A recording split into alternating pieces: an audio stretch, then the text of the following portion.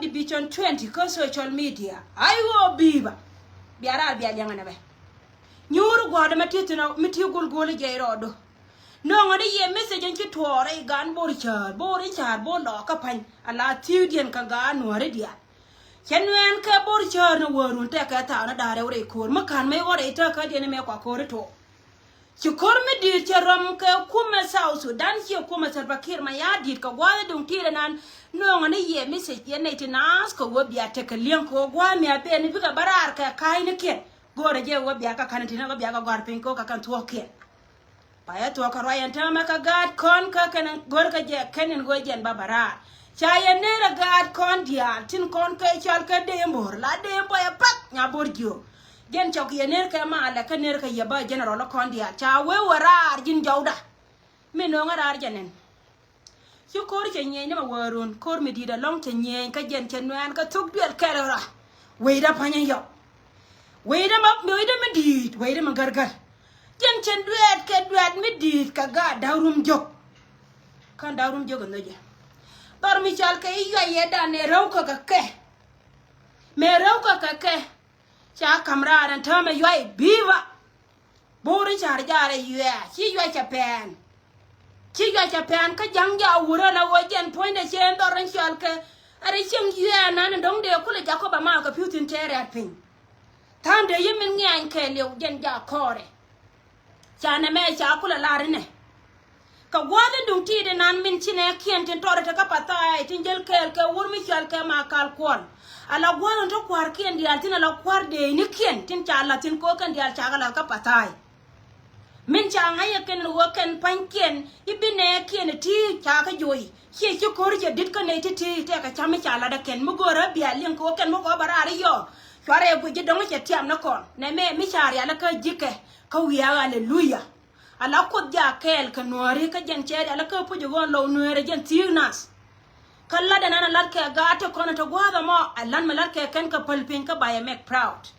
min che to ka jen gwada dum ti de nana lago min cha ngaya ken go ken cha ka ganga joy ka yoy chikan ne ken kono to rei do ati de chulo wi poma dor mi chal ke patai ala ne to kono to chulo wi poma ti chara mo ka manda wal bakel ti cha gore dien ko ken loko wa ba ka yon ma ja gad bor char ko woken ngai ka jeta mana ta kare dien wa ba mana ba kana ka pal ka tit chika kaira ara la wo chika wo dor mi chal ke motor ne ndar loka mi chi lo wa ngai wo je ni cha dai wo dwe ka motor ka yok to kon cha we ka kan liai mun dang te chi mun dang kala la wo gad bor char tar ko ko kan ka istor cha we jen ponya ka kan liai mun dang te chi mun dang kala ko ka kan kwarte la ke ba to lwa chaga to konta wan kor chaga jo kana raro da chiwan ne medini jen ne me meta ko yo ya dini jen ko jen men ngaska kana la wojen jube men an kelio cha juba kap biba cha juba kap cha juba joda kan ga bor chor chika bene ka bedien men wai ka mai dor me chalke ni moto da ken chika na jo bede bia wele pala ke ka waka moto ko kan ka kan liai cha ji goro ko pai to lwa kan dial kana ma kal ko ni te konte ko roi chenge dan ka kai cha kana nei te konte right ko gor ko wajene ba kor ba ter ko social media ci kor division 20 ja barara tame en go cha de beta 3 days akan pinol ma kal kol kan general dia la kona kanala cha ka pal wore mo wajene wolle yo be ko gor cha dor mi chal ka wa de ci dor mi chal ka i chal ka moto de cha ka be ken cha kam ne jaken men cha ngai ci kan do be char le la mun de ngai we ci kan do be char ci kan lu ko go gor kan ba kor ku da dong bina lu jo bat kan gad kun lu jo cha jube la jube town entere loka cha da ala wonta ma ko la lariye yene dialo konte to wana me ne ka dialo kaba kor division 20 me cha barar me lore ye go yen wi hallelujah ka pa ma to du lu ki du no tin ka ne to kon chal ka ne wuro me chal ka ma ko ilwe ka ne wuro me chal ka kol ma nyang juk lore ba kula kam yenta me yen ka bor cha to kon to korien ko women che tole no ba ma men che tole ta me jen che tole we no wa ngai ni jana men che tole ta me ado ba ma we ka jen kuina ni chia ga joy tino a wate ka ne ni cha ka mo da go ba pata e kulo golaken ala ne tin to ko ne to gwa na ni chal ke dor me chal ke duk dor chal ke duk a wa cha de cha me ka o da ka gwa to nan cha jo ka ina ra anta ma ro to da ne be chop ka ayo yen ga pul wer me lo yen wa ba mi hawa na mala de ya ma mo yeno nya jako be cho bala wo be min tare lo ko mo ka da ga pur wo ba min to wi twen ada la ko wo ngante me ro ngane jakaye dung da wo che je gore be na ro al ka che gore be community ibi wuri janga ba pat ga pur wo a wate ke de mi abe na ka duk de ya ma cho jele jako be ben ko wo ti ka liya ka ken ju gore ka na chore pal ka wore ka telo ma be lura e bararo abe ye be jo wo to ko wo jene ite ka we mi cha ka ba ka muda ka biya na ka biya dun kala no hallelujah boren char bolo ka we gwan nyanda opal we da kon ga dina ga ka we gware pai we te jo lu ba yetin kane wur mi chal ka jeno wo ton liya ka nyadi ni meri yang do ka division 20 ka social media so ngan bara te ma wala ne yeme la to de jana ni chiro la na we gwar kon chana roi ka wo to ngode la ken mon lol ala de me da ne cha ko la tin ko wan jube ke li wo jena ma antama to roi to da ne banan ngara ko jo ye jube cha pe a jen jube na ma cha jube joy ala yo ton mun kol mun da kon ga de no ge ka panya la loy lo ka mun gwa do na menan mun da nan mi ci da yen mi ci nyurti na jen wo la dol ka do na lo ka tin a jen dora la ga de no ge ka dia la ka wo tin mi te me lat ke ken ba wo wana mun kol la ro de ne chal ga ba wo ga de no bi ko nyur mun kol mi cha yang na mun kol te la ga lo ka mi la ri ro de ci mun kol che pe na la wo mun gwa nya do par we gwar ban tame tene gad we tene kantin dor me chal ka yoy ton tame tene gad we tene kantin kante konde ci bare ka wandi ali juba pen we gwa biba kon division 20 la dana bana la do janna karikien gwa de matiti no be ngane entino hey ali atesha ko da kon gad no ge ka ko nori dia gwa de matiti no lene malede malum ka lene ci kakatol ajan to kam bala yana me kan buka barar ba den ba la cha wat ko ba mule ne de ko ne ci woko wat ka kan de cha pal fuel ka kwar gor na buka ben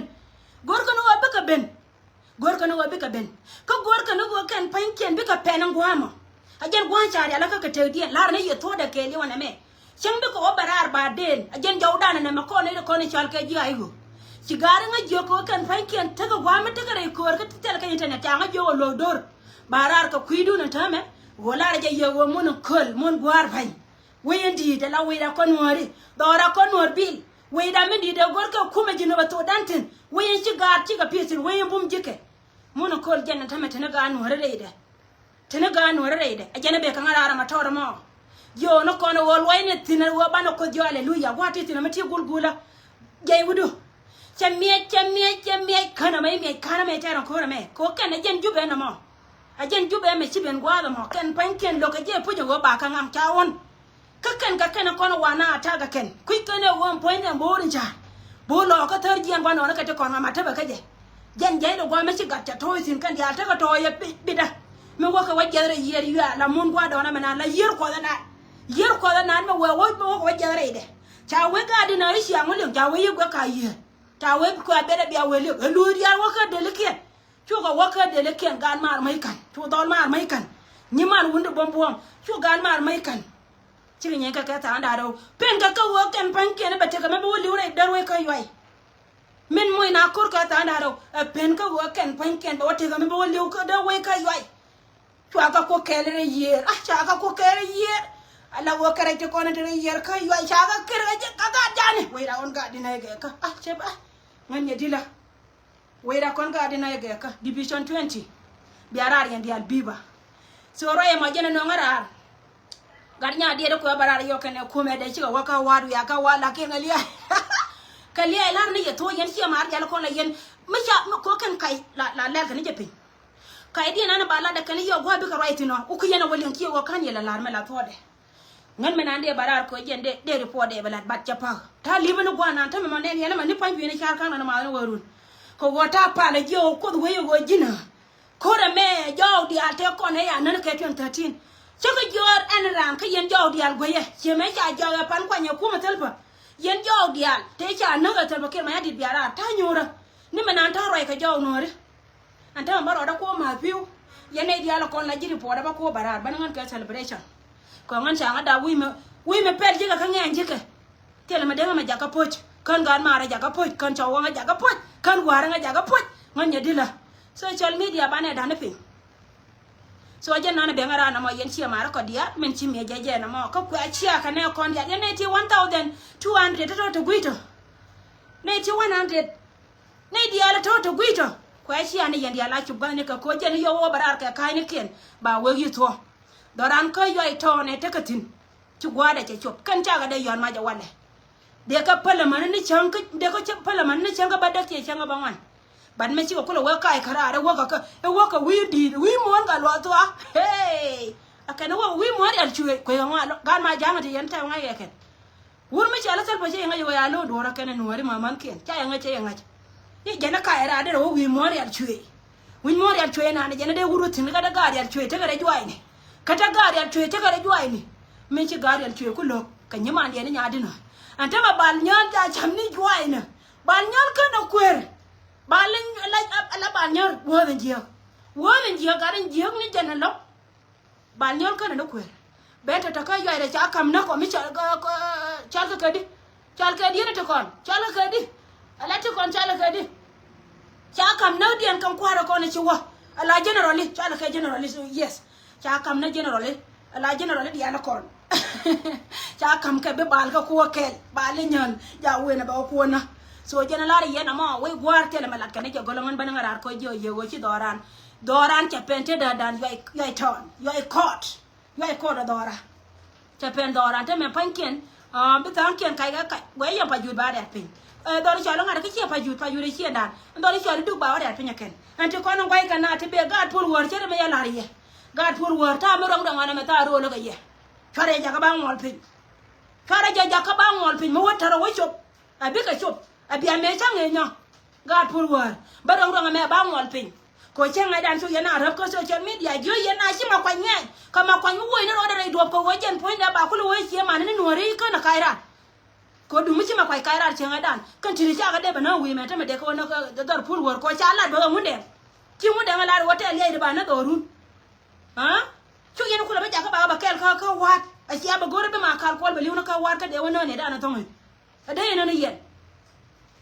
me che pal ben ka wo jwa de chu yen de do kan ya la ba yen ka ra ja ba roi ga pur wo ra ja ba roi we gwar no ra ken no unity che ben so jana la ko na ba ra ko gara ra wa ma piu che li wo ra ra wa ma piu ko jo ko da male ko da hallelujah ko da ko nori hallelujah thank you ko da ko chine kam joto ko ti loide te gwadin ko chine kam juro gwadin jena role di ala to jo bo chi ko chop tina gwadin atel kel makat ko we da jaga je kam ka kam ji ko ka tem aka ko ngoda ba wo ke la ni wi ja che ga ma joda mi chi ga da to rodian ko liya ko ti loide te ka mi chi la da wale ba ko ma ga piu ta ma hallelujah ko nyal chi la ta loide wi ko am kordu amen chi loide te bye